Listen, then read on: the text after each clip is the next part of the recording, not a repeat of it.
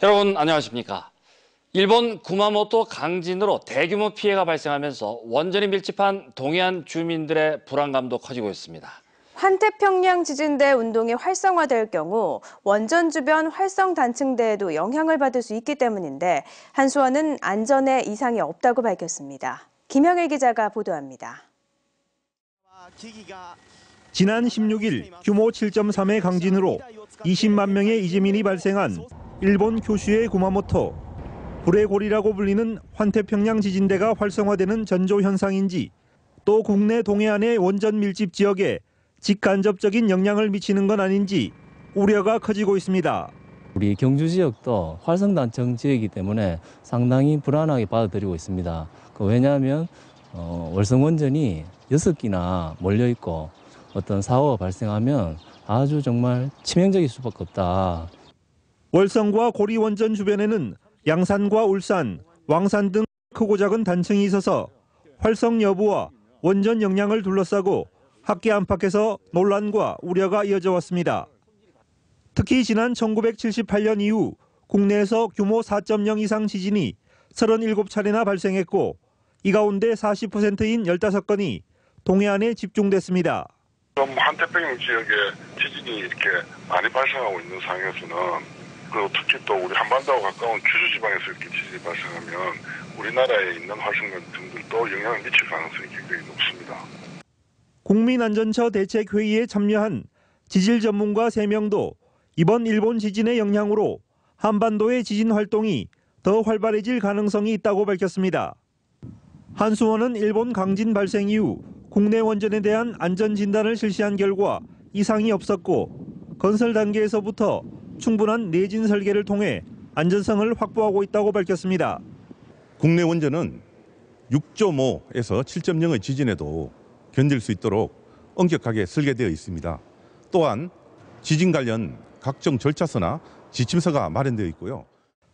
일본 후쿠시마 원전 사고에서 보듯 원전과 지진의 만남은 대형 참사로 이어질 수 있는 만큼 강진에 대비한 한수원과 정부의 철저한 대책과 점검이 필요합니다. MBC 뉴스 김형일입니다. 올 들어 경북 동해 연안에 처음으로 냉수대가 발생했습니다. 이례적으로 4월에 강력한 냉수대가 닥친 건데 양식장들은 초비상입니다. 장성 기자가 보도합니다. 영덕과 울진 연안에 올 들어 처음으로 냉수대가 발생했습니다. 냉수대는 바다 아래의 찬물 덩어리가 물이 뒤집히면서 수면으로 올라와 수온을 5도 안팎까지 급격히 낮추는데 일부 해역에선 2, 3도까지 떨어졌습니다. 이런 급격한 수온 변화는 양식어류에 심한 스트레스를 줘 집단 폐사로 이어질 수 있습니다.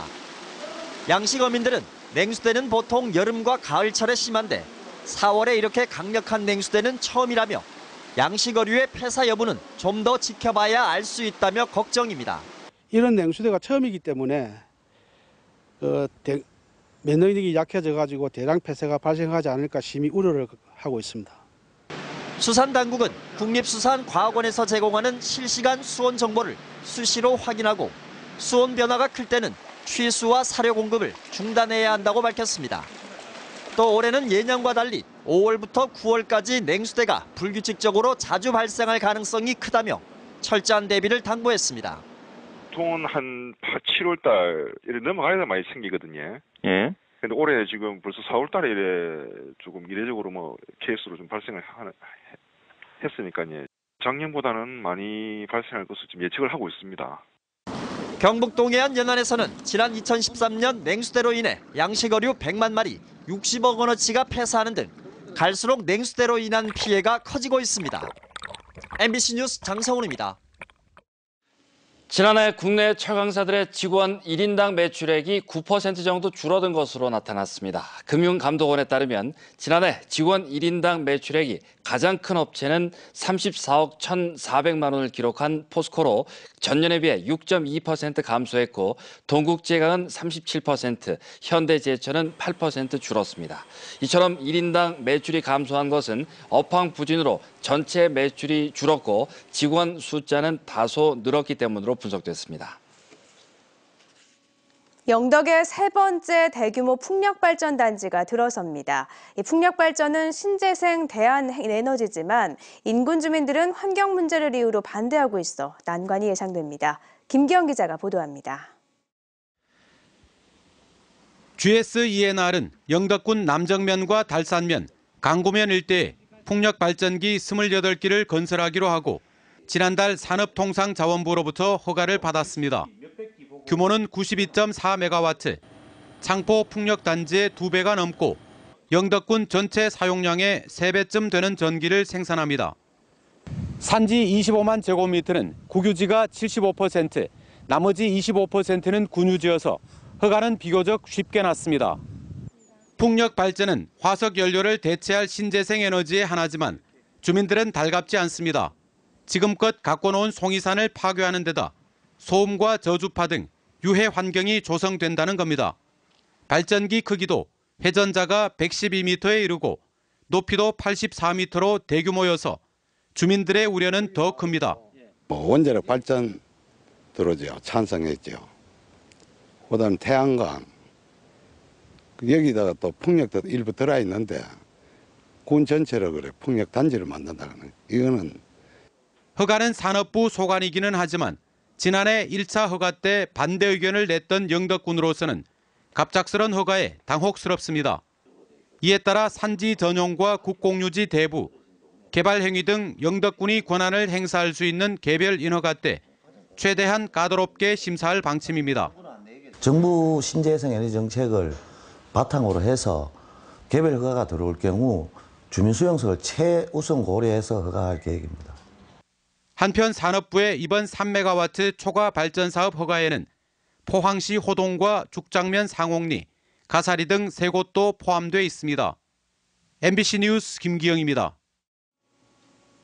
경주시는 한전 자회사인 한전 KDN의 원전 ICT 센터가 오는 29일 경주시 동천동으로 이전한다고 밝혔습니다. 한전 KDN의 원전 ICT 센터는 협력업체 직원을 포함해 180여 명이 근무하며 발전과 송배전 등 전력계통 전 과정에 ICT 통합 서비스 업무를 제공하는 기업입니다. 경주시는 앞으로도 한전과 한수원 관련 우량 기업을 적극 유치하고 경주 이전 직원을 위한 정주 여건 조성에도 힘쓸 방침입니다. 일본이 한국 외교권을 박탈하기 위해 강제로 체결한 1905년 을사늑약 이후 일본에서 만든 시마네현 관할구역 지도에 독도가 들어있지 않은 것으로 나타났습니다. 경상북도 출연기관인 독도재단은 지난 1905년 이후 40여 년 동안 일본에서 제작한 시마네현 지도 넉 점을 입수해 공개했는데 이 지도들에는 시마네현에서 북쪽으로 50km가량 떨어진 오키섬은 상세히 표기되어 있지만 독도는 없다고 밝혔습니다. 그동안 일본은 1905년 2월 22일 시마네현 고시 40호를 통해 국제법적으로 독도를 시마네현으로 편입했다고 주장해왔지만 당시 일본 지방정부가 만든 지도에조차 독도가 들어있지 않은 것으로 드러나면서 시마네현 고시는 일본 안에서도 실효성이 없는 대외 선전용에 불과하다고 독도재단은 지적했습니다. 어제 포항과 강원도 삼척에서 회를 먹은 관광객들이 잇따라 설사 증세를 보여 경상북도 보건환경연구원이 역학조사를 하고 있습니다. 경남 의령에서 온 60살 최모 씨 등 4명은 어제 포항 죽도동의 한 횟집에서 서울에서 일행 38명과 함께 관광 온 69살 김모 씨 등 7명은 삼척 임원항에서 점심으로 광어와 한치회 등을 먹은 뒤 이동하다 울진에서 설사 증세를 보였습니다. 이들은 울진 의료원에서 치료를 받다가 오늘 아침 모두 퇴원했습니다. 오늘 오전 9시 반쯤 포항시 남구 대송면 포항철강공단 내 6차선 지방도로에서 폐염산 24톤을 싣고 가던 구미 폐기물 업체의 탱크로리에서 폐염산 100여 리터가 도로에 쏟아졌습니다. 폐염산은 대부분 증발에 피해가 발생하지 않았지만 방제 작업을 하느라 편도 3차로 가운데 2개 차로가 4시간가량 통제되는 바람에 차량 통행에 차질을 빚었습니다. 경찰은 내리막길을 가던 탱크로리 운전자가 좌회전하기 위해 브레이크를 밟는 순간 저장 탱크 첫 번째 덮개가 열리면서 폐염산이 누출된 것으로 보고 정확한 누출량과 사고 경위를 조사하고 있습니다. 제36회 장애인의 날을 하루 앞두고 경상북도와 일선시군은 기념식을 갖고 유공자를 표창했습니다. 경상북도는 오늘 안동에서 기념식을 갖고 모범장애인과 장애인 복지 유공자 24명을 표창했습니다. 포항시도 문예회관에서 기념식을 갖고 모범장애인 1명과 유공민간인 25명을 시상했고 참석자들은 어울림 한마당 행사에 참석해 즐거운 시간을 가졌습니다. 포항시에 등록된 장애인은 25,600여 명입니다. 새마을운동 재창 46주년을 맞아 포항시 새마을회는 오늘 해도공원에서 기념식과 문화제를 열었습니다. 오늘 기념식에서 새마을회는 유공자 표창에 이어 교복 물려주기 행사 수익금 820만 원을 학생 82명에게 장학금으로 전달하고 포항공항을 적극 이용하기로 결의했습니다. 새마을 회원들은 이어서 명랑운동과 줄당기기, 동별 노래자랑을 하면서 즐거운 시간을 가졌습니다. 포항기업협의회장인 김진홍 금원기업 대표가 오늘 한동대학교 국제법률대학원의 외국인 학생들을 위해 1,200만 원의 장학금을 기탁했습니다. 김진홍 대표는 글로벌 시대 국제적 역량과 감각을 갖춘 국제적 법조인으로 성장해달라며 몽골과 베트남 등 6명의 외국인 학생들에게 격려의 말과 함께 직접 장학금을 전달했습니다.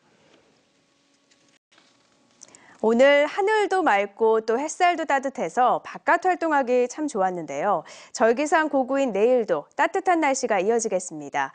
다만 밤부터는 점차 흐려져 목요일에는 비가 내리겠습니다. 민미경 기상캐스터입니다.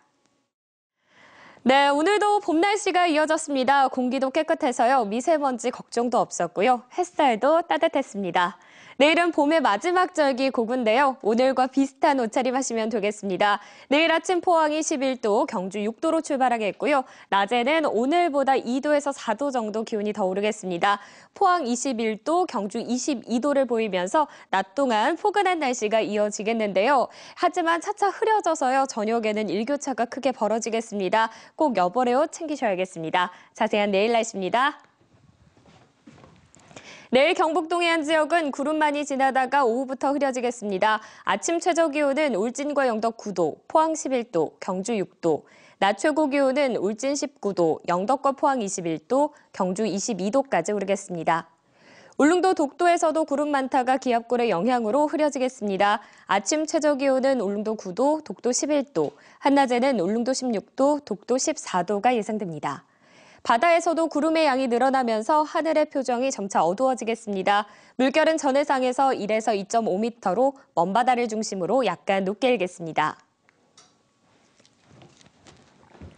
고구에 비가 내리면 풍년이 든다는 속담이 있는데요. 내일 경북 동해안에서는 비 소식이 없지만 남부와 제주에서 비가 시작돼서 우리 지역에는 목요일에 최고 60mm의 꽤 많은 양의 비가 내리겠습니다. 날씨였습니다. 4.19 혁명 56주년을 맞아 더불어민주당 경북도당은 성명을 통해 민주혁명들의 숭고한 희생 정신에 경의를 표했습니다. 더불어민주당 경북도당은 과거 많은 시민들의 피땀 흘려 지켜낸 민주주의 정신은 존중받아야 한다며 민주화를 위해 목숨 바친 분들의 희생이 헛되지 않도록 역사교과서 국정화 폐지 등에 동참하고 민주주의의 후퇴를 막아내는 데 앞장서겠다고 밝혔습니다. 경주시가 주최하는 아트경주 2016 행사가 다음 달 4일부터 닷새간 경주 하이코에서 개최됩니다. 이번 전시회에는 국내외 57개 갤러리와 유명 작가 400여 명이 참여해 회화와 조각, 판화, 미디어 아트 등 2,000점의 다양한 미술 작품을 전시 판매합니다. 경주시는 문화예술진흥을 위한 기업 활동인 매세나 차원에서 지역의 100여 개 기업이 전시 작품 구입을 약속했다고 밝혔습니다. 올 들어 처음 제주에서 야생진드기 감염 환자가 발생해 주의가 필요합니다. 경상북도는 야생진드기가 매개하는 중증 열성 혈소판 감소 증후군이나 쯔쯔 가무시병 예방을 위해선 야외 활동 시 긴 옷을 착용하고 귀가 후에는 즉시 샤워할 것을 당부했습니다. 경상북도는 이와 함께 야외 활동 후 발열과 설사, 구토 등의 증상이 나타나면 반드시 의료기관을 방문할 것을 당부했습니다. 경상북도가 아시아 지역 관광객 유치를 위해 도내 17곳에 있는 사후면세점을 100곳으로 확대합니다. 사후 면세점은 3만 원 이상의 물건을 구매한 외국인에게 출국 시 공항에서 부가가치세와 개별 소비세를 환급해주는 면세 판매장입니다. 경상북도는 외국인 관광객의 선호품을 분석해 사후 면세점 거리 육성 방안을 마련하고 주요 관광지 주변의 길거리 매점 형태의 면세점을 구성하는 방안도 추진할 계획입니다. 국제신용평가사 무디스의 신용등급 평가에서 대구은행의 등급 전망이 안정적에서 부정적으로 떨어졌습니다. 대구은행은 신한과 부산, 전북은행 등 6개 은행과 함께 등급 전망이 안정적에서 부정적으로 떨어졌는데 이 신용등급 전망이 부정적이라는 건 향후 1년에서 1년 6개월 사이 등급이 추가로 떨어질 가능성이 있다는 것을 의미합니다.